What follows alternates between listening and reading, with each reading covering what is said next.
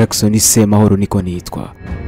Buri wese wabyumvise yagize ubwoba, hari n'abakibaza niba koko ibyabaye byarabaye ku butaka bw'u Rwanda bikozwe n'umunyarwanda, ngo yazanaga abakobwa mu nzu ye akabasambanya yarangiza akabica, nk'aho ibyo bitari bihagije akabakata bimwe mu bice by'umubiri akabiteka mu isafuriya agatogosa. Koko ntugire ubwoba, gusa ariko nanjye ubivuga sinkubeshye byabanje kunkanga.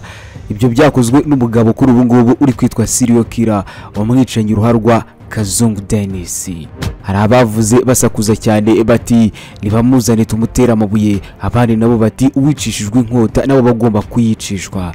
Mbese bifuza ko nawe yahabwa igihano cy'urupfu. Gusa iki ni igihano kitakiba mu mategeko y'u Rwanda, ikiruta ibindi byose inangaha ni igihano cya burundu.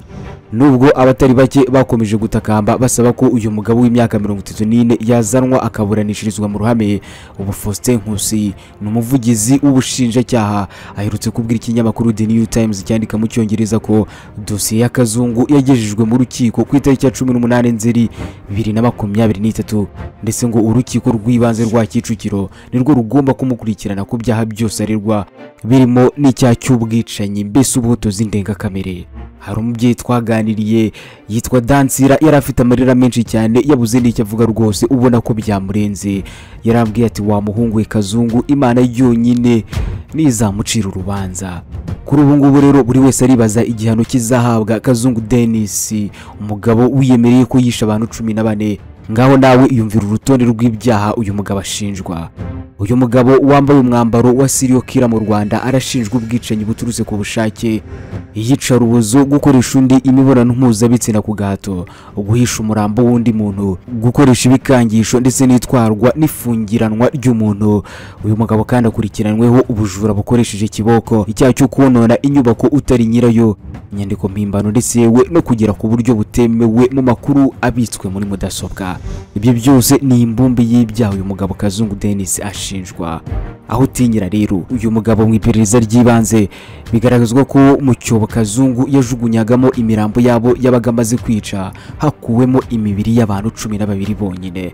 Ku rundi ruhande ariko we yiyemereye ko ngo yisha abantu 14 barimo ab'igitsina gore, no kuvuga abakobwa 13 ndetse yewe n'umuhungu umwe, ngo ariko kandi babiri basigaye kugira 14 buzure ngo yabatetse mu isafuriya, akaba ari nayo mpamvu imibiri yabo itagaragaye ubwo bakoraga iperereza.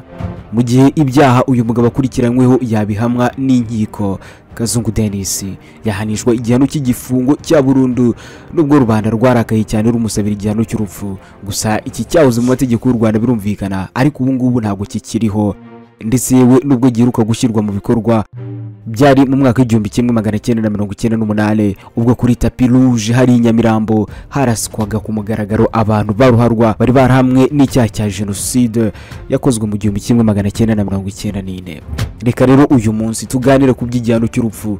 Ndaza kugusubiza mu mwaka w'1998 ubwo byabaga, kugira ngo wumve neza uburemere bw'ibyo rubanda rusabira Kazungu Dennis. Uribaza uti se ubundi guhanisha abanyabyaha igihano cy'urupfu byakorwaga bite, byakorwaga nande? Ese kw'ibyaha by'ubwicanyi bikomeje kwiyongera umusubirizo, twaba dukeneye iki gihano nanone? Twe twitwa Akarabo TV, wakoze subscribe ndagushimiye. Jackson Semahoro niko nitwa, kandi nk'ibisanzwe akazi kanjye ni kamwe, no kukubwira iby'amatwi yawe atigeze yumva na rimwe.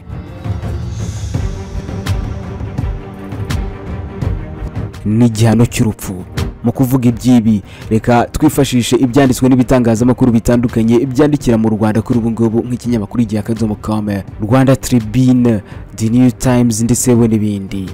Kuwa gatanu ku itariki ya 24 Mata hari mu mwaka w'1998, umunsi utazibagirana mu mateka, umunsi w'imperuka ku bantu 22 babyutse nk'ibisanzwe, ariko kandi batazi neza ko buri bwire. Abaturage ibihumbi n'ibihumbi mu bice bitandukanye birimo muri Kigali, Nyamirambo kuri tapi rouge, i Murambi muri Gikongoro, Ntarama mu Bugesera ndetse we n'Ikibungo bari bariraye kwibaba, ariko kandi bari bakarabye ngo baze kwirebera neza iby'amaso yabatigeze abona na rimwe. Uruvunganzoka, isinzi ry'abantu niba ariko Murundi yabivuga, bari bateranye ngo barebe bwa mbere abanyabyaha bari bagiye kurangirizwaho igihano cy'urupfu mu ruhame, dore ko bari bahamwe n'icyaha isi yose kuva Bukarest muri Romania ukagenda ukagera ku Gikongoro. n'icyaha isi yose yafashe nk'igisumba ibindi mwene Adamu ashobora gukora.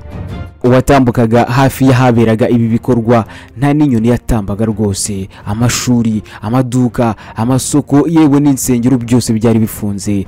Inyamirambo inzira zose zigana kuri tapi rouge zari zakubise zuzuye ku buryo utabaga wabona naho unyuze urushinge. Abo bari bagiye kurasirwa mu ruhame rero byari gushyira mu bikorwa icyemezo cyari giherutse gufatwa n'inkiko ndetse no kubahiriza ibyagenwaga n'amategeko ahana ibyaha mu Rwanda. Byari kandi ugushyira akadomo ku muco wo kudahana ndetse no guhisamo undi wese watekereza gufata umuhoro, ifuni, ubuhiri cyangwa se imbugita ngo agandagure undi. Mu mategeko y'u Rwanda rero icyo gihe hari handitse ko uhamwe n'icyaha cyo kwica nawe akatigurwa gupfa. Icyakora si kenshi iki gihano cyagiye gitangwa, naho byakorwaga kenshi byakorwaga mu muhezo, byakorwaga mu ibanga rikomeye cyane, tukumva ngo ntuza yarishwe ariko kandi rubanda ntibamenye aho byabereye nuko byagenze. Aha naho rero ndaza kubwingiro kandi nturakare ntungore. Nko mu myaka y'igihumbi kimwe 1963 Kayibanda iki gihano cy'urupfu yagihanishije abafatirwaga mu bitero by'inyenzi. Habyarimana Juvenal nawe iki gihano yaje kugikoresha ahana abahoze mu butegetsi bwa Kayibanda nyuma yo kumuhirika. Iki gihano cy'urupfu kandi cyongeye kuvugwa cyane ku bajura ruharwa bari barayogoje igihugu cy'u Rwanda n'akarere kose muri rusange. Iki gihe hari harimo umujura ruharwa witwa Rutare ndetse n'uwitwa Rucuro. Abangaba rero bakaba urugero rwiza rwa bene ngango babayeho mu mateka. Aba barishwe nabo ibyabo byararangiye, igihano cy'urupfu cyabakoreweho. Ku itariki rero ya 28 Mata 1998 niho tukiri. Iki gihano cy'urupfu cyahawe abarimo Froduard Karamira uyahoze ari vice perezida w'ishyaka MDR. Uyu kandi akaba umugabo wagize uruhare mu gukwirakwiza ingengabitekerezo ya Hutu Power. Uyu mugabo yanazengurutse imihanda yose asaba abahutu kwica abatutsi. Yewe uyu ubwo yajyaga kuri radio Insamirizi Rutwitsi yikuragagaho mwino yifashishije radio ya TRM agahamagarira buri wese kwica yivuye inyuma. Mu bandi bari kumwe nawe kandi harimo Erin Nshimiyimana uyahoze ari minisitiri w'ubuhinzi, akaba Silas Munyagishari wahoze ari umuyobozi mukuru mu bushinjacyaha, ndetse n'umugore witwa Virginia Mukankusi wahoze ari umugenzuzi w'amashuri mu mujyi wa Kigali. Ikibungo rero ho abaharasiwe kwikubitiro hari Dr. Deogratias Bizimana wari umuganga ndetse we na Egide Gatanazi wahoze ari mu buyobozi bw'inzego zibanze. Iyi rero yari inkuru ishyushye birumvikana ku isi hose ndetse we ibinyamakuru byinshi byari byahuriye ngo byifatira ayo mashusho y'imboneka rimwe.